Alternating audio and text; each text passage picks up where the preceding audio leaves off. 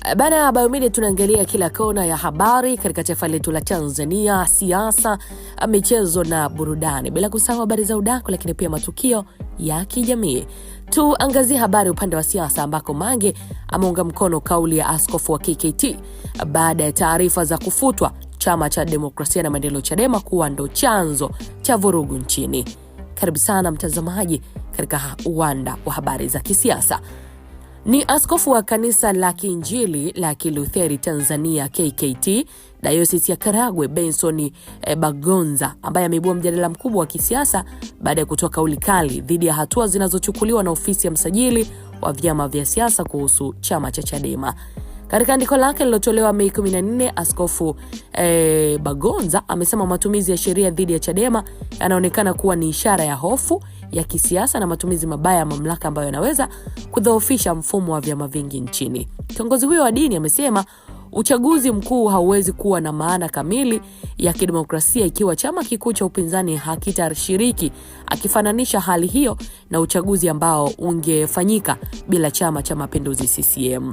Anasema badala ya kuifuta Chadema, kama kweli kuna ulazima wa kufuta chama cha siasa, basi ingewezekana hata kuanza kwa kuifuta CCM na baadaye kurejesha kwa masharti ya kuomba radhi, amesema Askofu Bagonza katika sehemu ya andiko hilo. Aidha, yeye ameonya kuwa siasa za kisasi na matumizi ya nguvu dhidi ya wapinzani vinaweza kuongeza hofu kwa viongozi waliopo madarakani na kuathiri ustawi wa demokrasia pamoja na maridhiano ya kitaifa.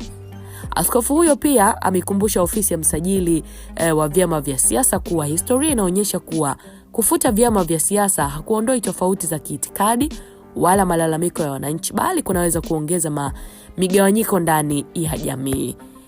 Bana, kauli hiyo imezua mjadala mkubwa katika mitandao ya kijamii na kwenye midani ya siasa, huku baadhi ya wananchi wakimunga mkono kwa kutetea misingi ya demokrasia na wengine wakipinga kauli yake wakidai inaweza kuongeza mvutano wa kisiasa nchini. Sasa kwa upande wa dada wa taifa mwanaharakati Mange Kimambi ameunga mkono kauli ya askofu huyo na kusema kuwa yupo sahihi, kama kwanza kufutwa vyama basi waanze na chama cha CCM, maana ndo chanzo cha vurugu, kwani wao ndo sababu ya yaliyojiri Oktoba 29 ambapo yamepelekea machafuko makubwa, lakini pia yameleta chuki kubwa sana kwa wananchi wake. Hivyo waanze basi kufuta chama hicho kwanza. Wakishafuta basi vyama vingine kwa madai ya Mange vitafuata. Lakini Mange amesema kuwa Chadema itaendelea kuwepo siku zote. Kama watataka kufuta vyama basi waondoe mfumo wa vyama vingi Tanzania. Hiyo ni kauli ya Mange Kimambi kufuatia kauli ya Askofu Bagonza wa kanisa KKT Tanzania. Nini maoni yako katika hili mtazamaji na mfuatiliaji na mpenda habari za siasa nchini Tanzania? Je, msajili wa vyama vya siasa yupo sahihi chama cha demokrasia na maendeleo Chadema kufutwa, ama amekosea? Ama hili jamani kwa upande wako limekaa vipi? Wakati mwingine tuangazie ujumbe wako. Kwa heri kwa sasa.